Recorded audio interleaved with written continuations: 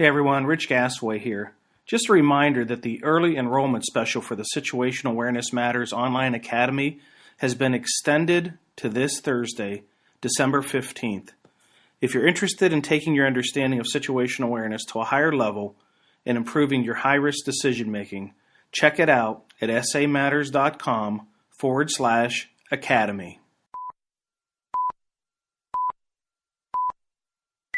Today's episode is sponsored by Midwest Fire. For more than 20 years, Midwest Fire has been manufacturing high-quality tankers, tanker pumpers, and fire rescue vehicles in the United States and Canada. Keeping firefighters safe while enhancing their capabilities is what they do best.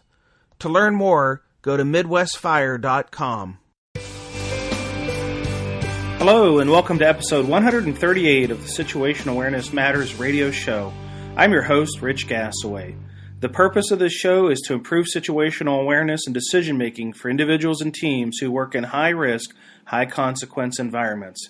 The SA Matters mission is simple: to help you see the bad things coming in time to avoid bad outcomes.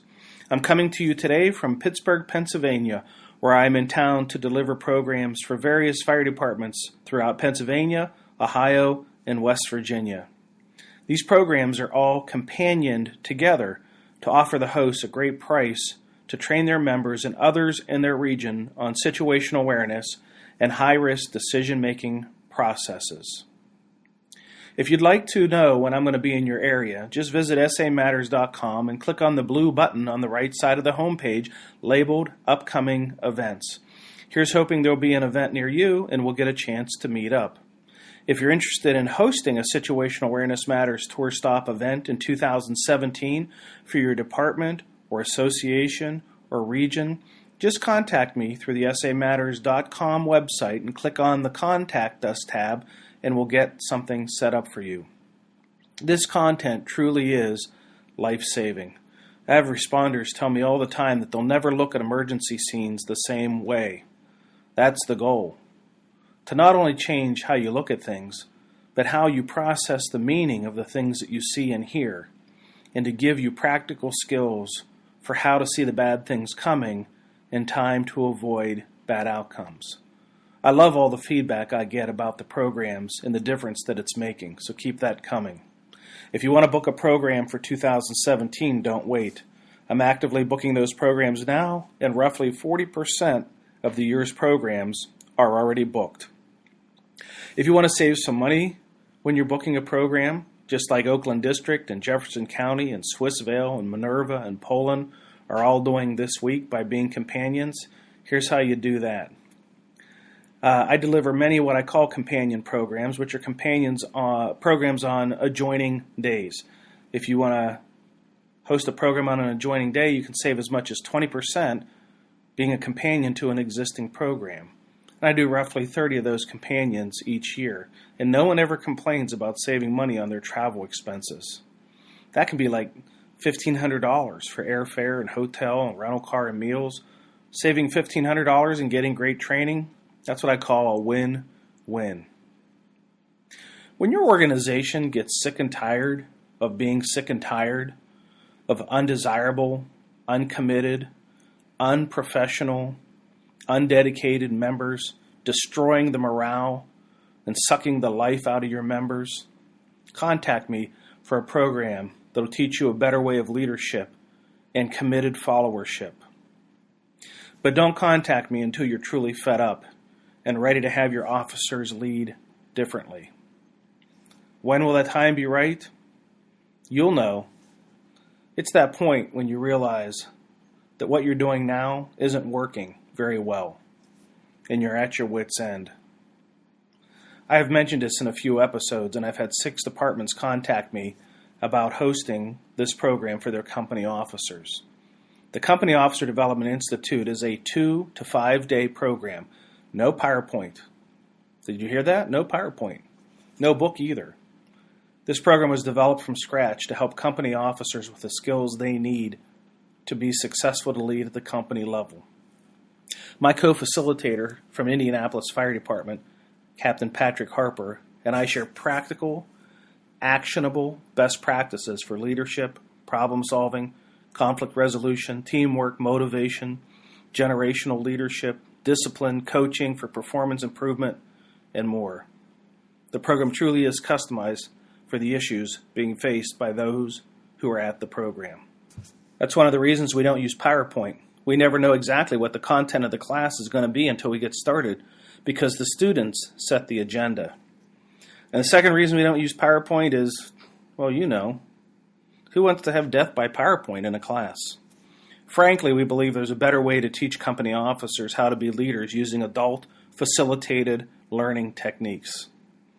Yes, when adults are engaged in the process of learning and not just being lectured to, learning can be fun, and the important part is the lessons stick. When I'm talking with chief officers about why they may want to host a Company Officer Development Institute program, I explain it this way. We're going to ensure your company officers leave the program with the skills needed to keep problems out of your office. They'll learn how to prevent and resolve problems at their level, the company level, and not let them get to the chief's level. This month, the Scott Township Fire Department in Indiana hosted the 30th offering of the Company Officer Development Institute. And because Scott Township is a combination department, the program format was customized for them. 3 weekday evenings and a weekend. We do offer shorter programs and weekend versions as well.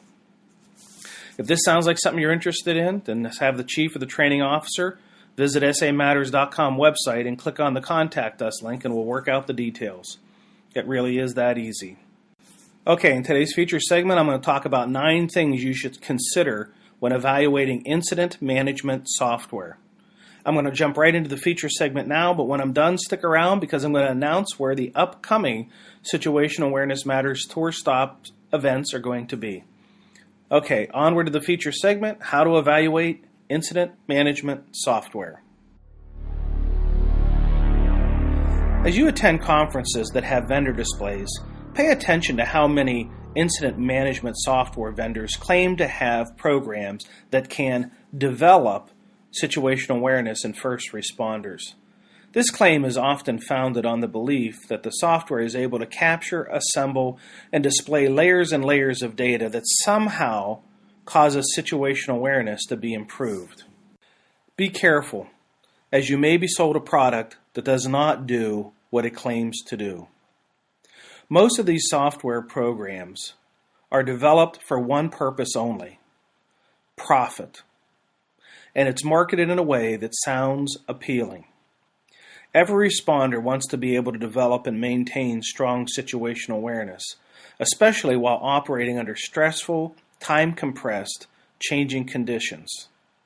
So, any software that claims to make that process easier is going to have market appeal. The trade show floor can be an interesting place, especially if you pay very close attention to the carefully crafted marketing messages being spewed by polished salespeople. Their spiels are often well-written and well-rehearsed. They know all the right trigger words that are going to get your attention and make you feel their product can ease your pain. They have to be good at their craft. If they're not, it won't take long for them to starve out of the business. The next time you find yourself in the presence of software vendors who claim their product develops situational awareness, start the conversation by asking them for a definition of situational awareness. I did this last year at a conference. I'm completely confident that the salesperson did not know who I was or anything about my background. When I asked them, "What is situational awareness?" they looked at me like I was an idiot. The person never answered the question. Instead, they began a long diatribe about the features of the software and all the layers of data I could have ready access to with just the click of a mouse, or for an additional fee, I could even have a touch screen. They walked me through a fire simulation scenario and showed me how I could access every conceivable piece of information I could ever want about the building, the occupants, water supply, adjoining buildings, terrain, traffic conditions, the location of railroad tracks, I think it even had the coffee shops mapped in case I wanted a latte. By the time he got done showing me the features, I nearly had a headache. And when he was done, I kindly reminded the salesperson that he did not answer my question. What is situational awareness? He turned back to the software and started explaining the features to me again as if I had not heard him the first time and needed to hear it a second time. This time, however, I stopped him and informed him that I understood the features of the software. I just wanted to know how his company defined situational awareness. And then, once I had the definition, I'd like to know how his software creates situational awareness, because that was the claim. I got a blank stare, and then I walked away. My suspicions were confirmed. He knew the software, and he knew the spiel. But he didn't know thing one about what situational awareness was, or how his product would, quote-unquote, create it. Situational awareness is developed in the mind of an individual.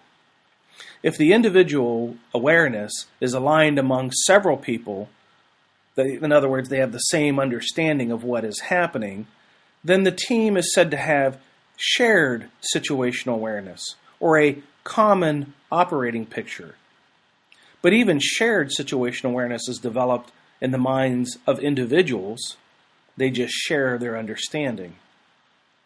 Situational awareness is an individual's ability to perceive, using sensory inputs, what is happening in the environment around him or her, then to understand or comprehend the meaning of that information that they perceived, then having the ability to make predictions about future events, hopefully in time to avoid bad outcomes. Software is just a tool to gather, assemble, and display information. Software cannot create situational awareness. It can offer the user easier access to information via visual and in some cases auditory inputs. The characteristics of the data presented by the software can be an asset or a liability to your situational awareness. Here are 9 considerations when evaluating incident management software. 1. The volume of information available and presented. When you are operating under stress with changing conditions, quick access to information can improve your situational awareness if the information is the right information presented in the right quantity at the right time. The downside of software is it can give you ready access to too much information. When operating under stress, volumes of information are not your friend, they're your enemy. Too much information does not improve the speed or quality of decisions. In fact, it can significantly reduce the speed and the quality of decision making. 2. How readily accessible the information is. The speed and ease of access to information is very important. If access to information is not easy and intuitive, the user can become frustrated if it takes too long to search and sort through the information. 3. Ease of navigation through the layers of software. When you need to access information via a software application, you are going to have to go, quote-unquote, heads down on the software display. As you are heads down, you will not be looking at the incident. The more difficult it is to navigate the platform, the more time the user is going to spend heads down on the technology. And while heads down, the user of the software will not be watching the incident and may be missing important clues and cues. 4. Visual representation of the data. The visual representation of data can bring clarity to the end user, or it can bring great confusion to the end user. Most software developers I know live in a world of their own, usually in rooms with no windows. What a software developer thinks is visually appealing and clear to understand can be very confusing to the end user. Simply because a software developer can make the data on the screen look very cool, it doesn't mean that under stress that information will be easy for the end user to digest. 5. The complexity of the information.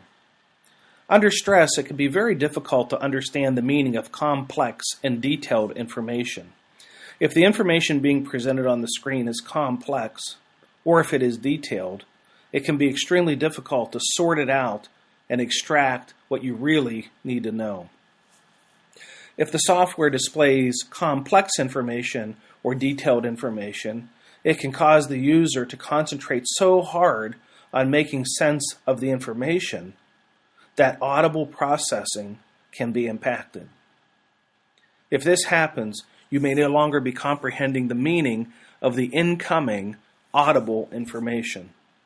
6. Data presentation features. Your ability to process and understand the meaning of written information can be impacted by a variety of presentation features and styles. The font, the text size, the text spacing, and line spacing can impact your ability to read the content, especially when you're under stress. Colors are also important. This includes the colors of fonts, the colors of boxes, and the colors of screen backgrounds. Some colors are easy to see and process. Some colors have intuitive meanings, like red means hot, or important, or stop.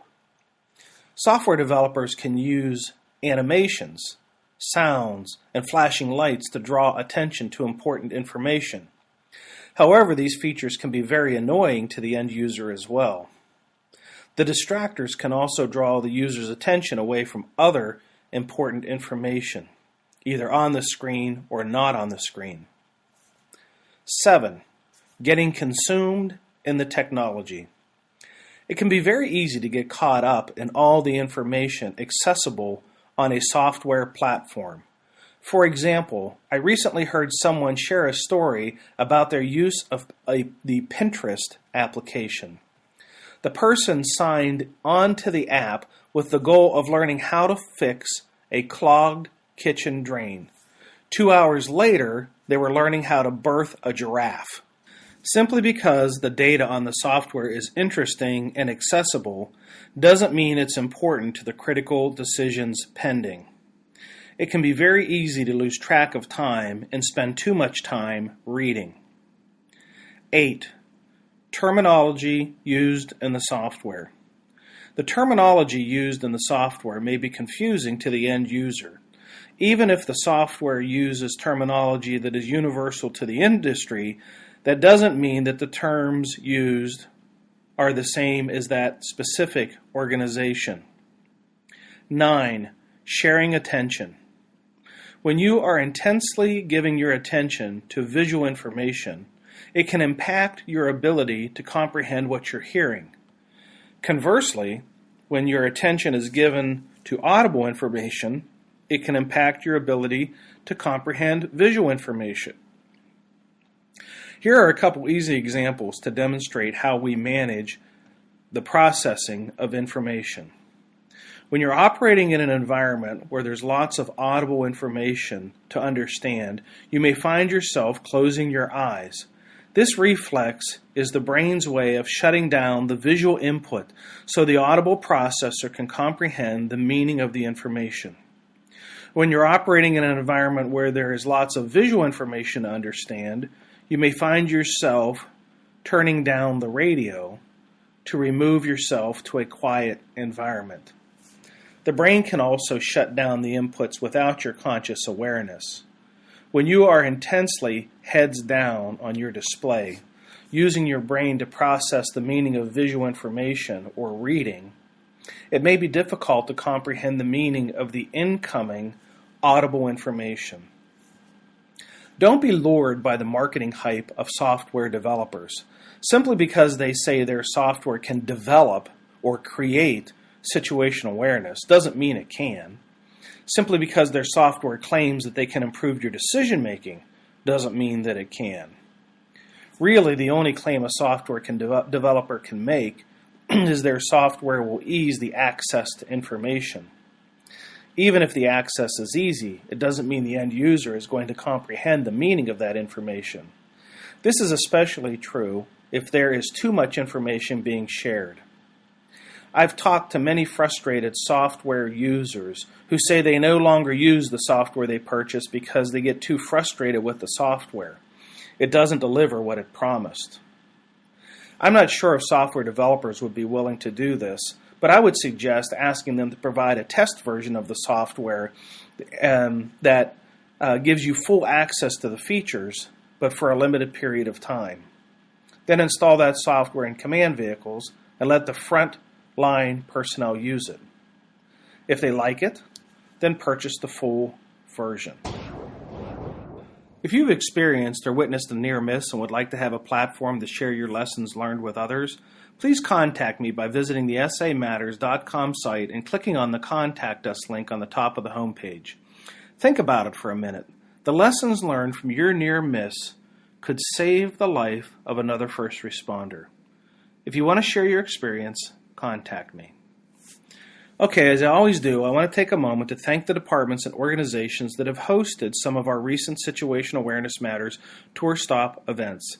I do this to show my appreciation to those organizations who put forth the effort to organize, advertise, and fund great training experiences for their members and for their region. Your efforts to bring this valuable and powerful training on situational awareness and high-risk decision-making to your members and others in your region are greatly appreciated. Recent tour stops included the International Association of Fire Chiefs Officer Development Program in Durham, North Carolina, funded by a grant from Motorola Solutions. The Scott Township Fire Department in Evansville, Indiana, hosting the Company Officer Development Institute. The All Hazards Incident Management Team Conference in Oklahoma City. And this week, I'll be doing programs for the Oakland District Fire Department in New Cumberland, West Virginia, the Jefferson County LEPC in Steubenville, Ohio, the Swissvale Fire Department in Pennsylvania, the Minerva Fire Department in Ohio, and the Western Reserve Fire District in Poland, Ohio.